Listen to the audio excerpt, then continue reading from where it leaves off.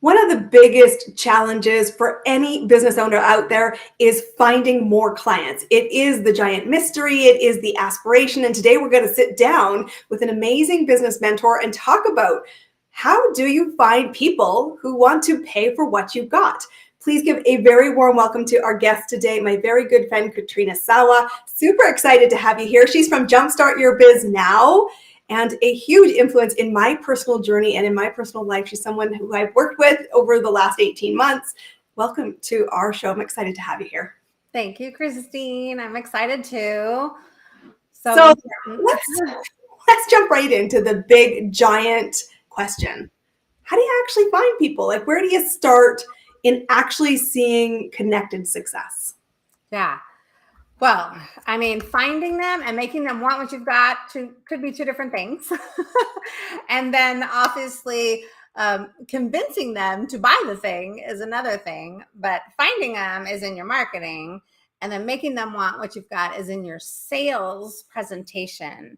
But there are three things that I was going to talk about today. And that's confidence, making things free first, then pay. What can they do for free to try you out? And then when should they be investing? And then the third thing is elevating your expert status, right? What do you look like from the outside looking in? It's not just your physical appearance, but your brand style, right? You notice I don't have a logo on my frame, but there's a lot of things that involve your expert status. So we can talk about those things. I love it because what I love about this is it's not one thing. And I think sometimes that's the problem. Like, we're all thinking the silver bullet, and there's certainly gurus out there who will tell you, like, I know the one thing you should do, and it makes us both crazy. But it is about you know, really breaking down. There's the difference between marketing and sales, and you need both, and they are two different things. And the first pillar that you talked about is confidence. How do you start building confidence, or how do you know when you have confidence when it starts to work? Yeah, well, when the confidence is working, you do feel less jittery, less resistant, less apprehensive, less, I guess, stuck. But you're more assertive. You're more assertive when you're more confident. I find even if you're an introvert or someone who hasn't been in sales and marketing all your life, you can still be assertive when you feel like you're really super grounded and you're an expert in what it is you do. When you finally feel that, you will, like, it's almost like the nose will just fall off your back, and it's just easier to have that conversation with somebody. So you have to get that as soon as possible. I know sometimes for clients, so I have some clients that it takes 5 years, I've had, to get them more confident. And please don't take that long. So whatever you have to fix in your, that's going on in your head, whether you need a hypnotherapist to like knock out some of the limiting beliefs, then you got to do whatever it takes to get more confident. You know, what I love about working with Katrina, and Katrina and I spend time in our mastermind together, is do it now. And I think confidence starts with the action mindset. You know, it's not enough to plan in your head. And you said sometimes when we're planning in our head, it can take a really long time, hopefully not 5 years, because today we're really talking about amplifying and getting going in your business. But it doesn't happen without you showing up and choosing to show up. Yeah. You have to. And if you are an introvert, because there are many introverts out there, I work with some too, and you want to figure out how to put yourself out there and give yourself some breaks. So if it drains your energy to do a video or be a podcast interview like this, or have your own podcast, or even just post something on social media, or show up to an event, virtual or in person, if that drains you, then build in the time to rejuvenate, right? And build in the time to pump yourself up and get excited about doing it in the first place. Well, I love that, because I always say before I do live events, I'm always literally dancing around my office. Yeah. And I used to have my puppy before he passed away. He's like, oh, mom's going to go do something, because the music gets up, the vibe gets up. And I'm like, I have to show up in high energy and know that the audience are looking at me saying, does she feel and look confident? And I think that is a really important building block. You got to start there. And then how do you actually work people? Like, you're talking about free and then paying. Talk to us a little bit about the strategy of nurturing that audience so that they not just love you, want to pay you, because that's the key difference, right? Yeah, it's a lot of people talk about funnels and downloads and lead magnets and free giveaways and all that kind of stuff. And you do need multiple free gifts. I mean, I think you want to have a few different things and in different formats for the different learning styles. So some people will want to watch you on a video or a webinar. Some people might want to read something that you have, like a checklist or a guide or an ebook or something. And some people might want to experience you in a one-on-one conversation, like a discovery call or strategy session. Not everybody's going to want the same thing. So have all those different options for people, please. And as far as like doing free calls, and we call them, webinars or master classes, that's one of the number one ways you can do that, is do that every month, at least once a month. And you can invite anybody that you meet then, come to my free call. I'm going to be teaching blah, blah, blah, right? I'm going to be teaching about the thing that I sell, and you can learn more, and I'm going to give you some tips. And then you give them a bunch of stuff, and they see how confident you are in your content, in your ability to teach or share or whatnot. But you have to remember the call to action. You have to remember to be assertive at the end of those. So whether it's a live webinar or you've done a talk and you have the recording, all of that is good. It's all free first stuff. And then, yes, you nurture them via email. You got to do phone call follow-up. You got to do direct mail even. I mean, I know sometimes people look at me funny about direct mail. Why can't I just email them? Because most of the emails that you send the first few times will go into spam or trash, and they may never see your emails. So you need to follow up in many different ways, really, to stand out. Because if you get thousands of people or even just hundreds of people into your email list, it might only be a handful or a dozen that are really seeing your stuff and or paying attention. I think this is interesting because I love the idea, which is you need to realize that people learn in different ways, and you do need to have a multitude of different touch points. And this is really important for amplification, because a lot of people are like, you get to choose the business. And Katrina always says to us in the mastermind, pick your lane. You do not have to be in everything, but pick the things that feel right to you, and recognize you do need to be in multiple touch points, because not everyone is going to vibe with that particular area. And yet, it's not about you. This is, I think, one of the big shifts is, how do you build confidence, is when you really realize, get out of your own way, to amplify, to see success, to go serve at the highest level, that audience that is seeking.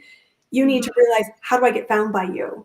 Maybe it's a PDF, maybe it is an experience, maybe it is a recording. And I think as people, are at first discovering you, they do want to stay far away. They don't want to be on your radar, because everybody has ruined the industry by saying, let me DM you right away, let me pounce on you, and basically go from date to marriage. And you're like, stop that. We're scared. We're scared to get intimate. And yet at the same time, it is the thing we're craving. And what I hear from you is, bring them forward, but you must lead the ask. You do. You have to lead the ask, and you have to follow up more than you think. A lot of times people will ask me, well, I already sent them 2 follow-up emails.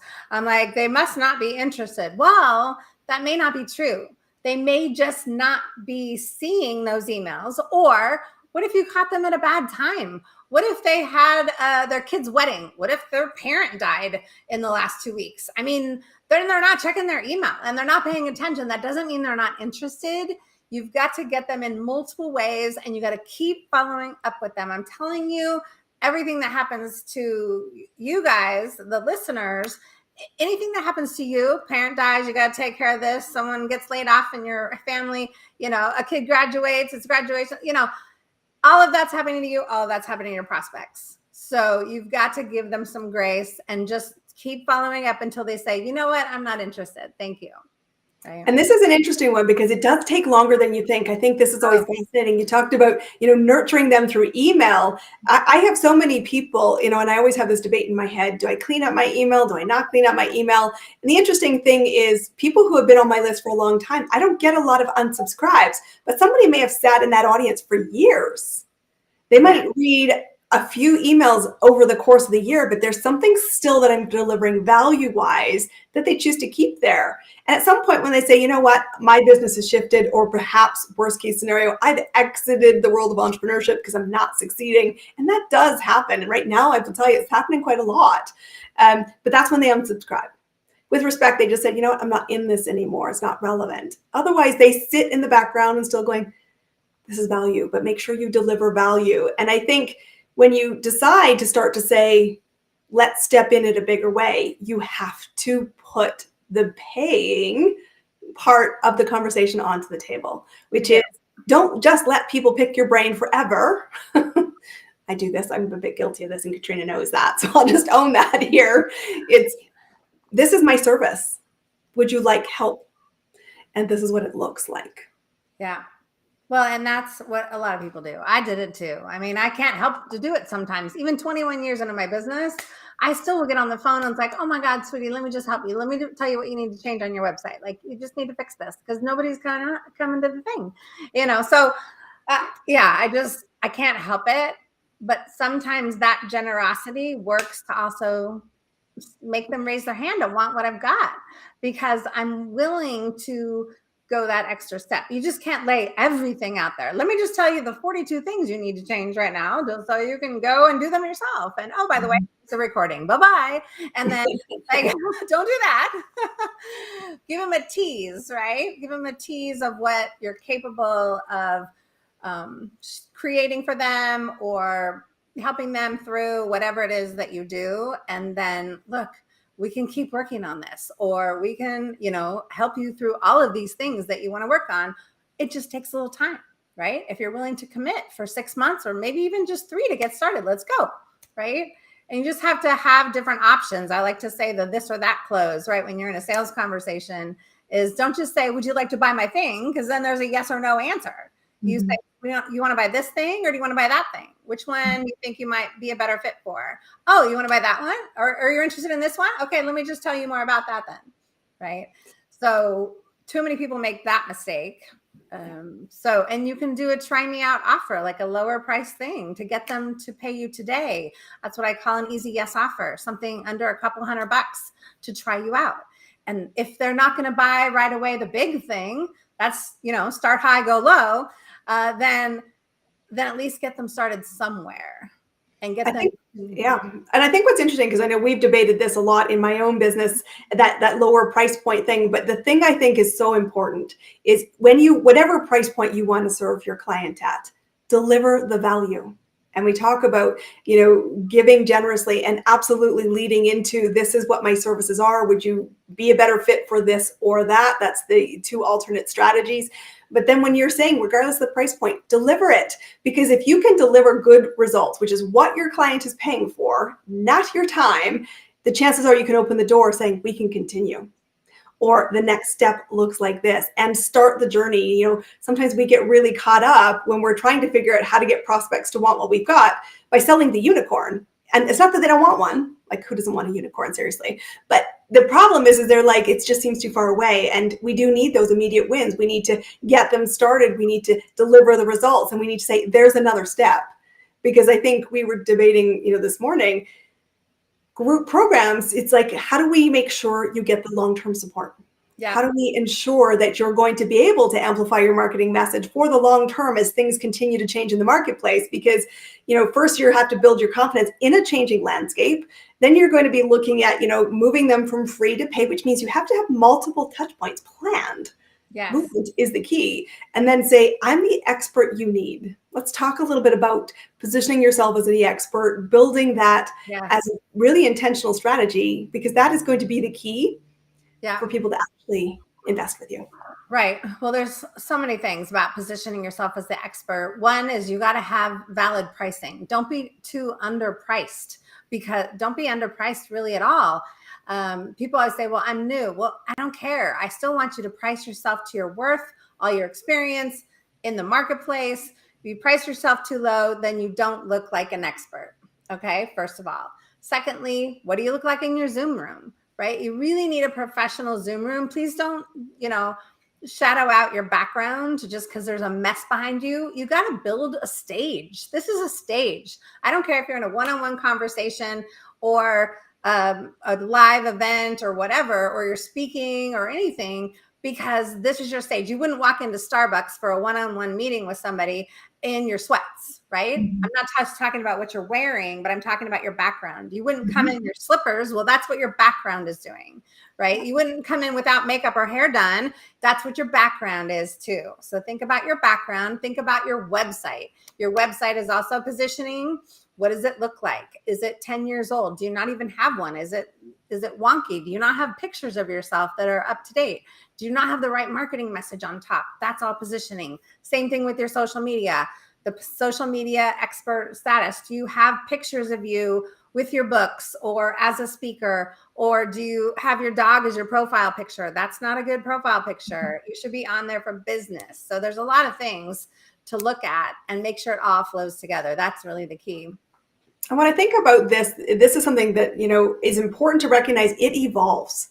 And so, we build things not overnight. Like, nobody's building a business in a nanosecond. So please, what you're hearing from both Katrina and I here is this is a journey, and quite a long one. And let's get started. But as you build assets, as you build marketing tools, whether that's the website, the photographs, the social media, the other elements, it's important to have a thinking partner like Katrina or myself to sit down and go, let's take another fresh look at it. Does it still fit with where you are today? Because you as a business owner are evolving, your audience is evolving, and we need to always be sure the connection is strong. Because anytime, you're right, you show up and you think, are you representing the value that you bring to your clients? And we had an episode here on this podcast, Amplify Your Marketing Message, with Amy way back in the beginning. And we talked a lot about the virtual setting. And you need to invest in your business. You need to have good lighting. You need to be prepared. And recognize that you can start where you are as an amateur building a business, but then increase and work with experts, work with people who are going to help you reflect back at you that really high level of service. Because guess what? It will call a different audience, and an audience that is prepared to see you're an expert. I've actually experienced you, and I'm prepared to buy what you've got because I see you as my must hire expert. And I love that you talk about that. And it can be as simple as start with a nice picture in the background, drop the virtual background, and over time, build the brand images, the books, the other things. And that's certainly what you're seeing in my evolution. And start where you are, but recognize all of this needs to tie together. So have somebody to help you audit that. Yes. And it doesn't have to be perfect right out the gate. And please don't launch until it's perfect. Don't wait until it's perfect. It's never perfect. You have to continue evolving you and your brand and your website and what you're selling and everything as you go. So just go out there with what sounds good today for your free thing, for what you're selling and what your look is going to be or your marketing message. And then just keep being open to evolving it. Like you said, it's so important. Too many people will wait to launch until it's all perfect. Well, it's never perfect. Yeah. The only time it's perfect is the day after, and you go back and go, oh, I wish I did this. And then it just iterates again. So be prepared also to invest your time and your budgets to set aside. We need refreshes. They are important to your business. It's going to keep people feeling like they know you today and the evolution they can see. That is very attractive for an audience to say, oh, you weren't perfect. You didn't start there, because I'm not there yet either. And it's a relatability thing. So it can be really great for that journey. Explain, showcase. We all have a good giggle and said, oh, look back in the beginning, but a train wreck.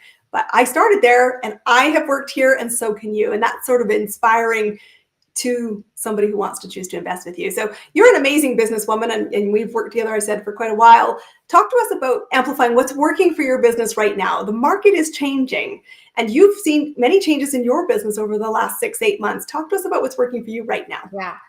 What's working is all the extra added follow-up that I'm doing. So I do speak a lot, and I do a lot of networking events in person and online. So as many of those as I can do was working for me, because that's my lane I like to play in, is the networking and speaking lane. But it's not just about doing that. You have to do the follow-up. Right now, I just got back from a trip to speak at 4 different events, and Now I'm in massive follow-up mode. I have to get them into my system. I have to send out emails. I have to do a voicemail and send it to all the people I have phone numbers for. I have to get some cards in the mail to get them to get them in their mailbox. All of that stuff has to be done because not any one thing works. It's all of it together that's going to work. So that is what I would highly recommend you focus on mostly. Now there's still stuff you can do on social media, but that isn't working as much as it used to, because it's just oversaturated. But I love this so much, because what I think often happens, and I know I'm coaching one of my clients in this exact phase right now. You've just come off a really high event. You've gone somewhere, you made amazing connections, you have all these qualified leads, and right the week you get back to your office, you go straight back into your new routine. It's such a mistake. Honestly, plan the follow-up. Give yourself the space in your calendar to do it well, because what you're saying is not just one thing will work. So I need to have multiple strategies. I need to make sure I take care, because there's no point going after new, knowing that people need to be nurtured to become the buyer for your product and service. I love it. Katrina, how do people find you? The websites, if you're interested in the business stuff, really you should see Christine, because she's amazing at helping you with the foundational stuff of business. But my website is jumpstartyourbiznow.com, and I will put you to work or jumpstartpublishing.net if you're interested in doing some books, because every expert really should have a book at some point. I agree with that. We talked about books here on the program. Katrina, thank you so much for sharing space. Okay, this has been the amazing episode on Amplify Your Marketing Message. What we've been talking about is how to make prospects want what you've got. It takes building confidence. You need to go from free to play, and from paying, you need to say to people, we're the expert, and position yourself on every touch point to do that. Katrina, final thoughts before we send them off to their evenings. Just stop waiting and start living and start doing. Yeah, stop waiting. Stop waiting, my friends. Be sure to subscribe to this episode. We will see you on our next. I am Christine Campbell Rapin. You can connect to us. The show notes down below will be how to find Katrina and I. We look forward to seeing you on our next episode. We'll see you soon.